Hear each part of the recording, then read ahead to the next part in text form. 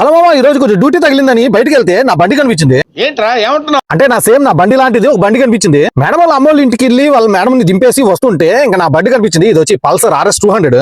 అవునా? ఖత్తర్ లో డెలివరీ చేసే వాళ్ళు మన ఇండియా బండ్లు చాలా మంది యూజ్ చేస్తున్నారు, కానీ RS 200 కూడా ఉందని చెప్పి నేను షాక్ అయిపోయాను. ఒకటి చాలా రోజుల తర్వాత నా బండి చూస్తున్నానని చెప్పి సంతోషం వేసింది, ఇంకోటి వచ్చి బాధ వేసింది మామ.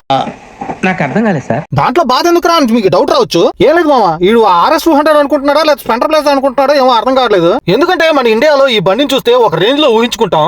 అది నిజమే కదా. ఇక్కడ చూస్తే ఏదో స్ప్లెండర్ ప్లస్ ప్లాటినం లాగా నాకు డెలివరీకి వాడేసినట్టు వాడేస్తున్నారు ఈ బండిని. కానీ ఈ వీడియో తీసి ఎడిట్ చేసి మరుసటి రోజు బయటకు వెళ్తే R15 V4 కనిపించింది. నువ్వు హ్యాపీరా?